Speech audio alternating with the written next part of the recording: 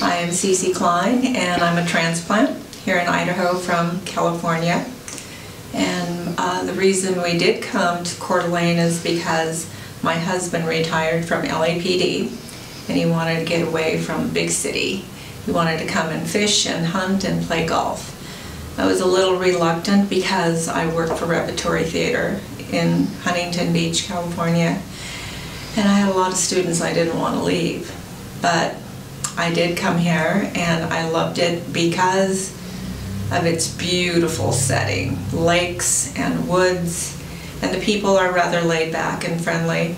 So I acquired a small school and I stayed. And so, make a long story short, in the 22 years I have a very nice family-oriented ballet school. I looked around and I saw that they didn't have any, what we would say, structured ballet schools.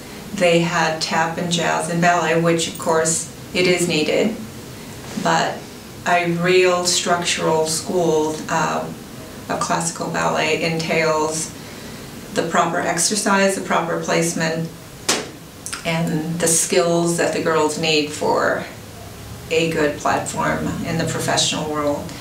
So I think that the community saw the results of our training and performances, that it probably changed their mind about the rigor and the type of training. Children must be committed.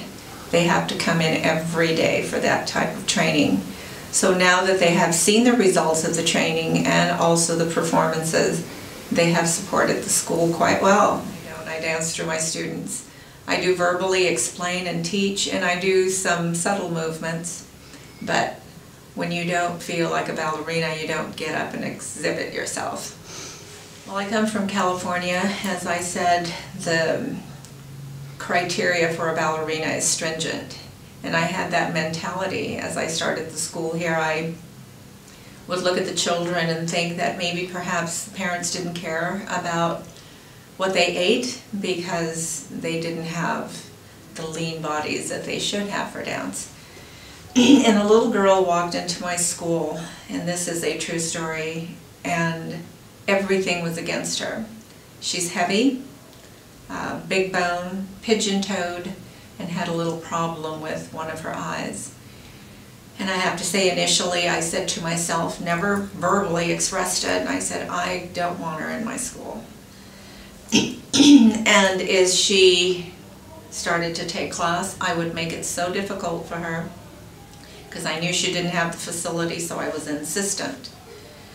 And I have to say, and I don't want to break down, the little girl was 9, stayed with me till the age of 17, progressed.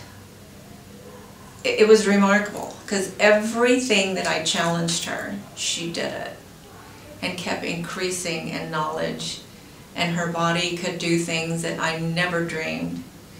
And I tell you, she became one of my best friends and also an incredible little teacher. And it makes me cry to think that I would not see that in her because I was superficially looking at her. And now I know how to look deeper. And so it has taught me a lot with that little girl.